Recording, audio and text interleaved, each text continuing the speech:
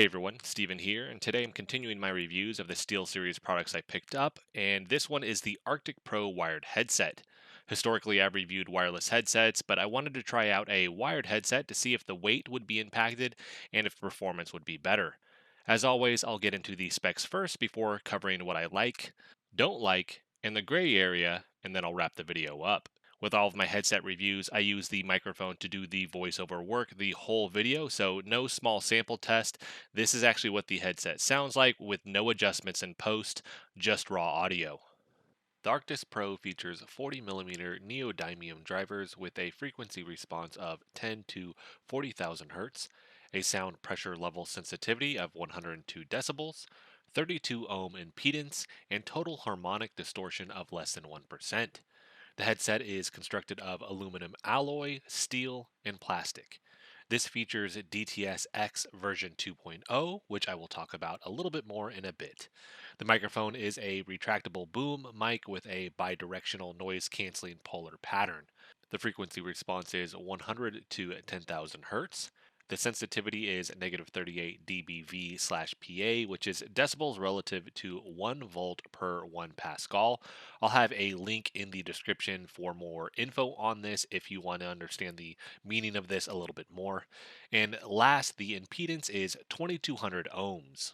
The headset is compatible with any device that has a 3.5mm headphone jack, but for consoles, you won't have the ability to use the surround sound because of this. The side of the headphones has removable caps that are held on by magnets and reveal more of the RGB light strip and a pattern on the plastic. Inside of the box, you will get the headset, USB chat mix dial, main headset cable, 4-pole 3.5mm adapter, microphone windscreen, and user manual. The headset by itself weighs roughly 351 grams, which is equal to 0.77 pounds. Next, let's look at the buttons and the other features on the headset. All the buttons are on the right hand side with the microphone mute button on the upper back portion, and the button pushes in and stays there when the mic is on. And if you press it again, it will release to mute the mic. And I really do like this feature because you won't be confused at any point as to whether the mic is muted or not, like you can with regular buttons sometimes. Under that, you have the ridged volume scroll wheel, which has a nice feel to it. Beneath that, you have the power cable micro USB input, which the newer Nova line has USB Type C inputs, if anyone was thinking that the micro USB here seems dated. And under that, you have the headphone jack.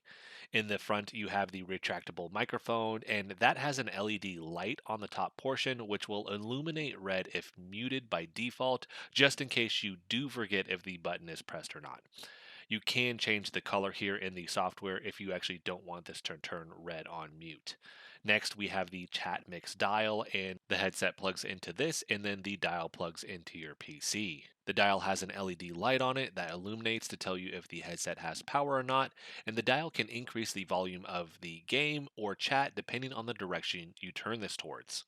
I found that most of the time this auto detects if a game has chat or not and then splits the dial into two if that is the case, so you would adjust the volume towards the game or towards chat depending on what you need to hear more. The dial has a groove you feel at the top center, which is the middle point between these two sides, so you will know when you're moving towards chat or game without needing to look at this. The dial will control overall volume when not in a game, with chat being the lower 50 to 0% and game being the upper 50 to max volume. So once you've downloaded the GG software, which I'm assuming stands for Good Game Software, when you click on the Engine tab, it lets you know the products that you have with this. So we have the Arctis Pro. Once you pull this up, these are all the settings. It is pretty simple and clean with this. At the top, we have the DTS headphones XV2. You can turn this on or off. And then they have the surround profile here. You have studio, game, and cinema. Game to me sounds the best, but studio and cinema are decent as well. But it lets you know what it's designed for. So game is designed for accuracy, optimized for gameplay. Studio simulates listening to 7.1 speakers in a studio environment, and then Cinema simulates listening to 7.1 speakers in a large theater. After that, we have the stereo profile. Right now, I leave it on default, but you have small room and large room. It simulates listening to speakers in a small room or a large room. I've not found that I can really decipher the difference between any of these settings. It just seems like it sounds the best in my opinion with default though. After that, we have bass enhancement, none, low, and high. High is a little too much for me. I do like the low here, but it has a slider with this. Dialogue enhancement, none, low, and high. So this one is really just going to be like treble enhancement here. And then we have our equalizer presets. So I'm using custom, but with this we have custom, flat, performance, immersion, entertainment, music, and voice.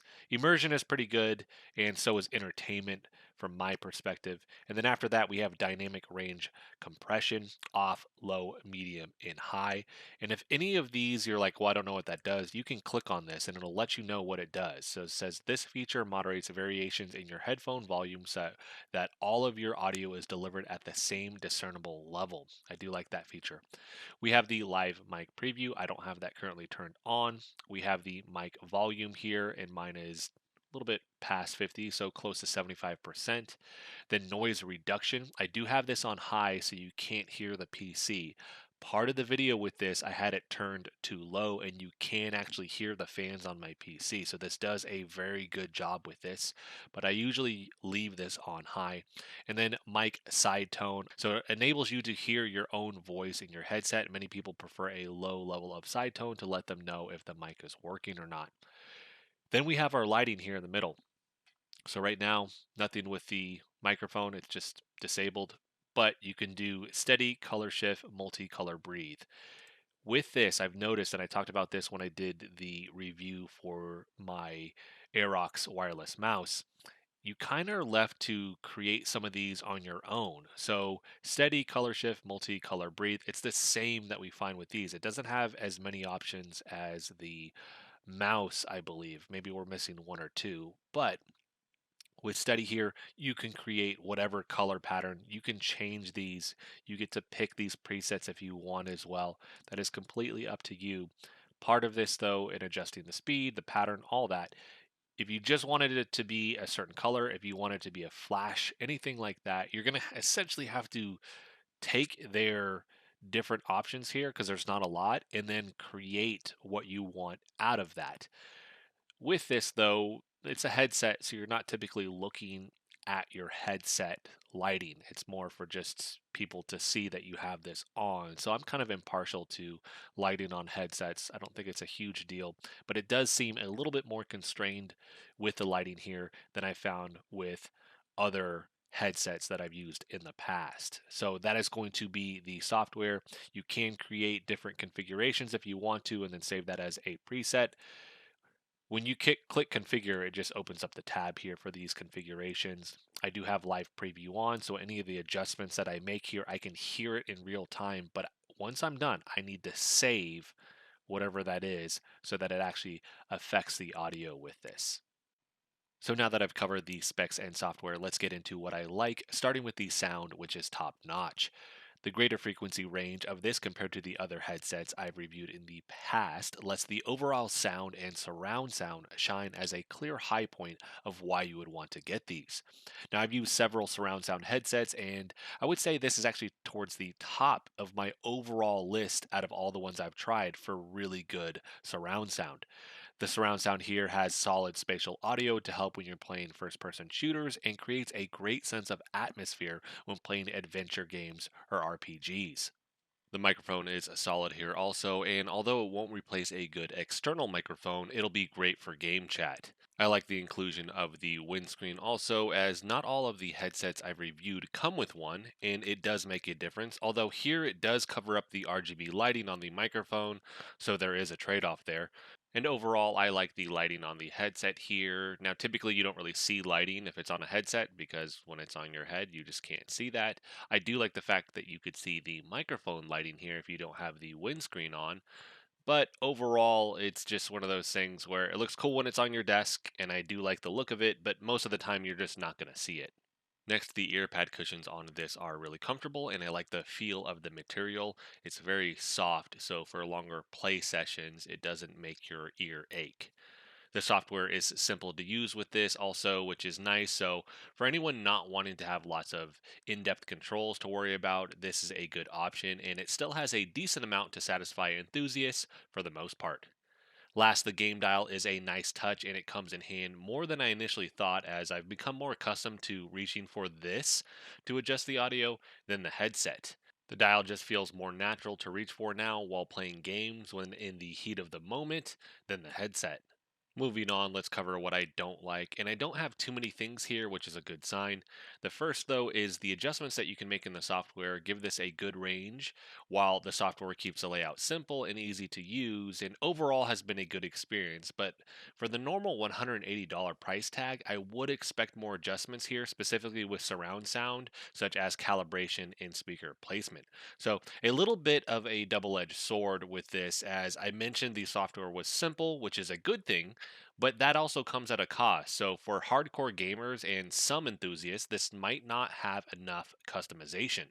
Now, some games allow you to make these adjustments through the game menu, but not all of them, so it can be a gamble to just rely on the game settings. Next, the surround sound isn't available on consoles, and that's because SteelSeries doesn't have any software that works with them to enable it. I've used one headset in the past, a HyperX, I believe, that had the surround sound button on the headset, and you would just actually push that to enable it. And although it wasn't as good of surround sound as this headset, having that option makes a big difference when you plan on using these across multiple consoles and a PC. Now, most people buying this are most likely going to be playing games on PC, but they also probably use their headset with consoles, and this is something that isn't just with SteelSeries here. So, this negative is also a gripe I have with other headsets and how surround sound is currently used on consoles. Now, some consoles have the option to enable surround sound through third party apps, but those can cost money, so it feels like a big mess with headsets and surround sound on consoles at the moment. I just wish these larger brands had apps on consoles or workarounds that didn't have a paywall to enable surround sound. Now, I have used the Razer app on Xbox, but I'm sure that comes at a high price to the company and isn't as easy to do as me just saying, hey, you should make an app and have it for consoles. So that's essentially my long winded explanation of the fact that this doesn't have surround sound on consoles, and at this higher price point for this headset, it's a bummer. Last, we have the gray area, which are things you may or may not care about. And the first thing is how tight these can feel on your head. The weight was more than I was expecting for a wired headset, but it's not that bad. The pressure this can put on your head from the band, though, is what personally can make my head ache and even eventually give me a headache. Now, I've been talking about this in previous reviews that I don't like a lot of pressure on my head as I'm prone to headaches with prolonged pressure, but I know not everyone has that same issue, which is why this is in the gray area. The head strap is a unique style, and I haven't used this before with any other headset, so with some adjustments, it's felt better, but making sure the headset sits a little higher on my head has made the biggest difference here. So I can wear this for longer periods of time before I actually feel like I need to take it off. Now, if you're like me though, and you don't like a lot of pressure on your head, keep this in mind as it might not be to your liking, or at least be prepared to make small adjustments like the ones I mentioned until you can get this to just feel right. Next, the matte finish here looks really good in my opinion, but it's also a fingerprint magnet and it's harder to wipe off than regular plastic. The removable plastic caps on the side are interesting because outside of changing the aesthetics a little by revealing more of the RGB light strip and showcasing a pattern underneath, I don't think these do anything in regards to changing the sound, at least from testing. I had these on and then off, and I just didn't see any difference between these. So I think it is purely for the aesthetics here. And then I combed through the SteelSeries website for any information on this, and I just couldn't find any. These don't weigh much, but I guess it's a little bit of weight off of the headset, so I'm not sure how many people will remove these or even care about this feature, but it's there. Last, the normal price here of $180 is too steep in my opinion, and as I mentioned, these are on sale right now as SteelSeries is most likely clearing stock for their new Nova line, but even at the $130 to $140 price tag, I still feel like these are a little bit too expensive. These are a solid $100 pair of headphones, but I expect to see that price on these for Black Friday this year. The reason I put this in the gray area is because ultimately I have no business telling you what to spend your money on. Now, some people will be upset at the higher price and some people won't care. So, personally, I would wait for the sales later this year unless you just really want a pair of these right now. I would wait. Another large factor in my thought process behind this is just how competitive the 100 to 130, $140 price tag is for headsets. There are a lot of different options out there. So it's a very competitive space. And with that, I'm going to hold it to a very high standard. Whatever you want out of your headset, you could find something that mostly suits your needs in this price range. Because you have great wired headsets, you also have great wireless headsets in this price range. So just looking at what do you need, right? Wired versus wireless, the weight differences. Do you need a detachable microphone versus one that like this slides in or maybe it just tilts up? Do you need the chat mix style or not? Do you need more customization in the software?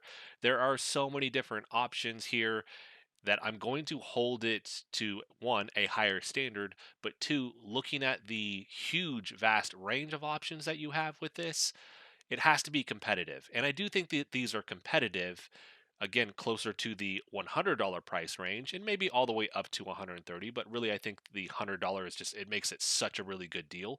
But $180 is where, for me, I'm like, there's just too many options out there that, in my opinion, are better. So I would go look to those other options, whether it's HyperX, Logitech, Corsair, or again, looking at the new line from SteelSeries, you just have a vast array of options. It's going to boil down to what's your budget, what are your personal preferences or needs, and does this fit within all of that? Is it the right price, and does it have all the things that you are looking for out of a headset? So, to wrap everything up, I think this is a solid headset with great surround sound, good aesthetics, and a really solid microphone if you don't mind the slightly heavier weight and you don't have the same issues with pressure on your head as I do. If you need some more in depth controls with surround sound, though, this may be one of those things where you would want to look elsewhere to other headsets that do have that level of control because this just doesn't have that. Now, with SteelSeries' new Arctis Nova line, I'm guessing you will see these on sale for the rest of the year. But like I said, you may expect even bigger sales for Black Friday this year if you can wait. So I'll have a link for this in the description if you do want to pick it up. If you have any questions about these, let me know in the comment section. If you like the video, hit the like button for me. If you want to continue to follow along with all my content, hit the subscribe button for me. And as always, thanks so much for watching, and I'll see you in the next video.